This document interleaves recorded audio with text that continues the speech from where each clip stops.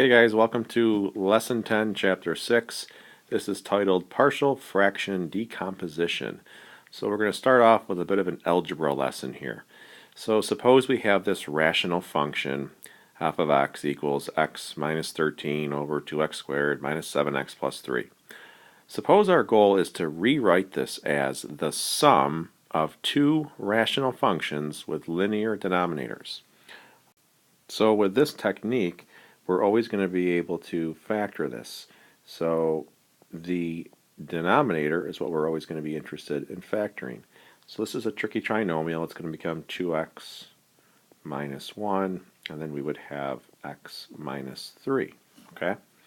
So from there, if we're talking about rewriting this as the sum of two other fractions, we are looking to rewrite it in this form. Okay? A over our factor of 2x minus 1 plus b, and a and b are just constants, they're just numbers, okay? And then this would be over the other factor, okay? So this is going to be what we rewrite f of x as, okay? So that's our goal. And to help you see this technique, recall that if we were to add a half and a third, we know we would need a common denominator of 6, right? The 2 times the 3 would be that 6. And then to turn it into a 6, recall that you would have to multiply these by what's missing. So the first one would be multiplied by 2, or 3 rather, and then this one by 2. So you would have 3 plus 2. All right, so that of course would give you 5 over 6. So we're going to apply that technique to this function here. So we want some constant a over 2x minus 1 plus some constant b over x minus 3. And this still needs to equal x minus 13 over this 2x minus 1 times x minus 3. So it's the idea of multiplying by what is missing. So the a over 2x minus 1, if we just focus in on the numerator here, okay, so we're just going to be focused in on this portion right here, okay, so we know that the a would have to be multiplied by x minus 3, okay, plus, and then the b would have to be multiplied by what's missing, which is the 2x minus 1. And that must equal the numerator that we see on the other side. Okay? So if you're confused by that, look back up here. It's the idea that this 3 times the 1 plus the 1 times the 2, right, gave us that right there. Okay? So we're just focused on the numerator. Okay? Now, to find our a and b, what we're going to do is we are going to plug in the value of the function that makes the function undefined. So what that means is you're going to take each factor, set them equal to 0 to find where the function is undefined. So when x equals 1/2, it's going to be undefined, and when x equals 3. So we're going to plug these in one at a time. So if we first plug in, first we're going to use, let's say, x equals 3. So we're going to have a times, we would have 3 minus 3 plus the b times 2 times 3 minus 1, okay, and that has to equal 3 minus the 13. So I just substituted in 3 for x, so if we do that, this term is wiped out because it's 0. We would end up with 5 times b, right, because that's 6 take away 1, so 5b equals, and we'd have negative 10 over there, so that means that our b would be negative 2. Okay, so we're going to need to use the other one of x equals 1/2 to find our other variable. So we would have a times 1/2 minus 3 plus the b, we would have 2 times 1/2 minus 1 equals 1/2 minus 13. So let's go ahead and solve that. So when we do that, we end up getting a equals 5. Okay, this b term ends up going to 0. So that means that we could say we can rewrite f of x as, well, we said that a is 5, so 5 over 2x minus 1 plus b we said was negative 2, so negative 2 over x minus 3. And I would encourage you to check this by getting a common denominator, multiply by what's missing. I guess we can do it real quick. So if we were to just multiply by what's missing, the 5 if we multiply it by the x minus 3 plus, and then this negative 2 if we multiply it by 2x minus 1. It's really quick and easy to check this. Notice how we're going to get a 5x, and then we're going to have minus a 15, and then we'd have a minus 4x plus a 2, and notice how that is x minus 13. So we just kind of checked there that it does indeed give us this other side. Okay? So you may be wondering, why in the world are we going to bother to rewrite these functions in this form? Well, I hope you would agree with me that integrating a function in this form is going to be a lot easier than trying to integrate it in this form. Okay? If it's in the form where you have a linear denominator like that, we're talking about a linear inner function. So when you go to integrate it, we're going to end up using a natural log. So let's go ahead and do that.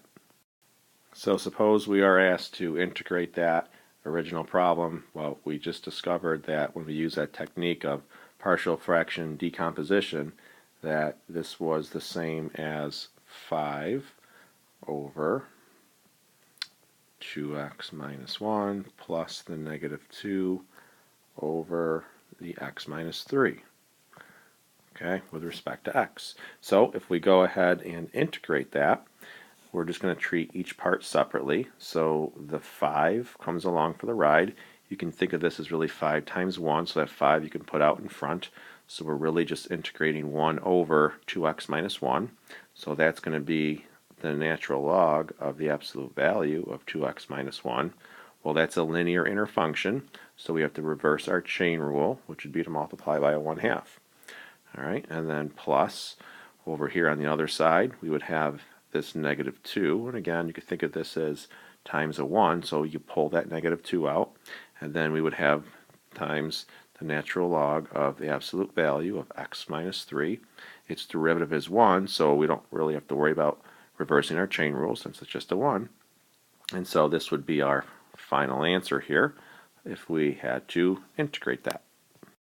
By the way, this type of fraction is known as a proper fraction because it's bottom heavy, so the degree in the bottom here is higher than the top. An improper fraction would be a situation where it's top heavy. Okay, so keep that in mind. Okay, our last example here deals with an improper fraction. Right, we can see that it's top heavy. If you have an improper fraction where it's top heavy, or a fraction where you have equal powers, we need to first use what we call the division algorithm. So you haven't seen this perhaps since maybe 3rd or 4th grade, so I know it's been a while, so we're going to review it. So suppose we have 171 and we wish to divide it by 5. So initially we have this that we're looking at. Okay, so if we're looking to do 171 divided by 5, what we do is we first say, okay, how many times does 5 go into 1? Well, it doesn't. How many times does 5 go into 17? Well, that would be 3 times. So we put a 3 there. And then recall how we multiply down. So that's going to give us a 15, and then we subtract. So we're then left with 2. And then we're going to drop down the next term, which is a 1. Okay? And then we're going to repeat it. We say to ourselves, how many times does this 5 go into 21? Well, it goes in 4 times. So we have 4 times that 5 that we've multiplied down. That gives us a 20. Yes, I really am taking you through these steps right now. And then you're left with a 1. And this is our remainder. So you can say the answer is 34 remainder 1, but that's really the same as saying 34 plus 1 over what the divisor is, which is 5. So of course, if you put this into a calculator, you'd see 34.2. Well, that 0.2 is the 1 over the divisor. Okay? Why in the world are we doing this? Well, now we get to apply it to our function.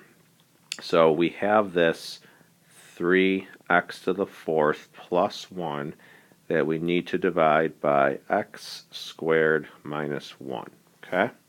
So listen carefully here. So the first thing you're going to do is just circle that x squared. That's the only thing we're going to be checking to see how many times it goes into the 3x to the 4th plus 1.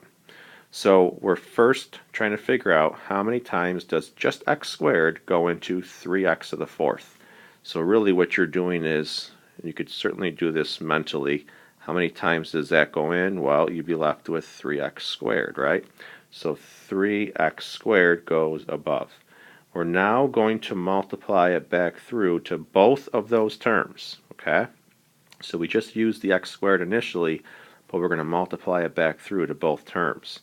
Well, when we do that, that's going to give us 3x to the fourth, and then a minus 3x squared.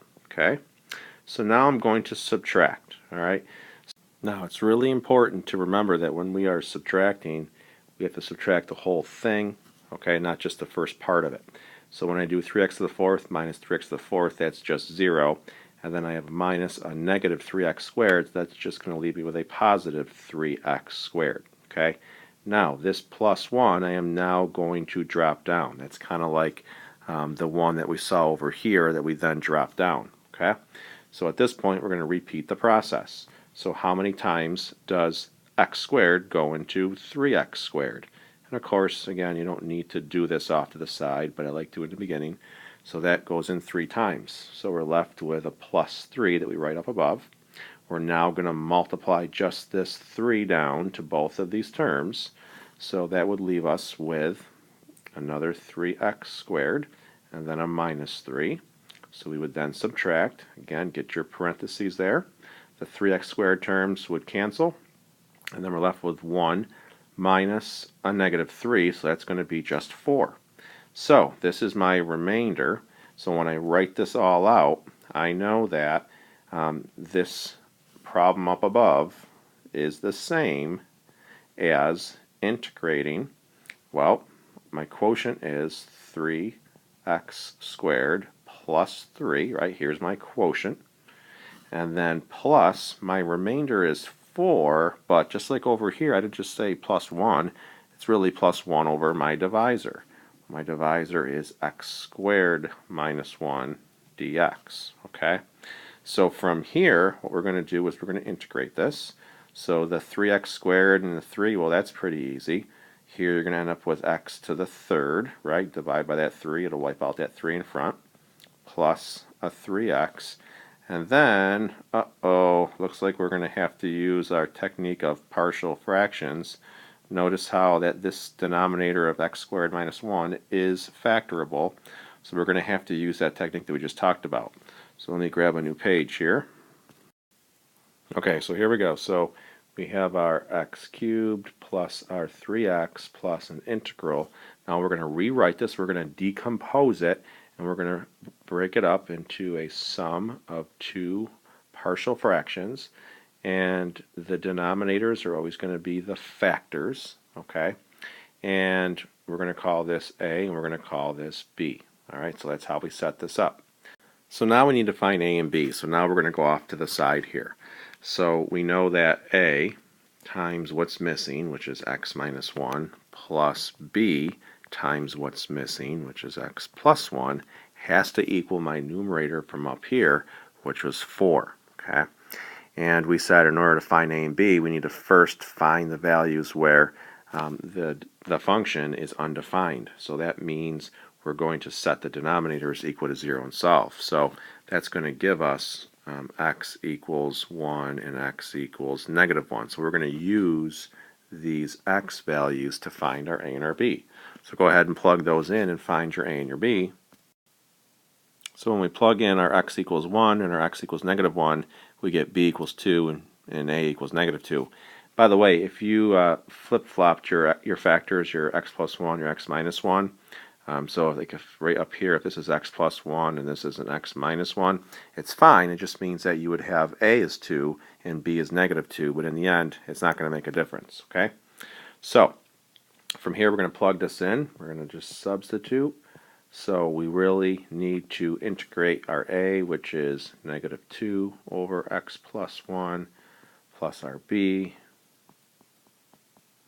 Okay, and again, the reason we like this technique is because we're able to just use the natural log. We know when we have a linear denominator, ends up just being the natural log. So my first one here, we'd end up with -2 times the natural log of the absolute value of x plus 1, plus, then we'd have a +2 times the natural log, the absolute value of x minus 1, and then plus c. So this would be our final answer.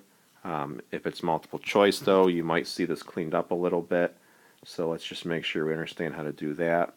So if I reverse these, if I just say plus 2 ln of that piece, and then minus 2, so I'm just flip-flopping these, so it's easier to then use a log property. So if we use a log property here, well, we can take out a 2 as a GCF, and then we have a natural log here. So if I use my natural log property, I could then turn this into division. Division. So we would have x minus 1 over x plus 1. Again, since we are subtracting, we can condense it and write it as a single log. All right.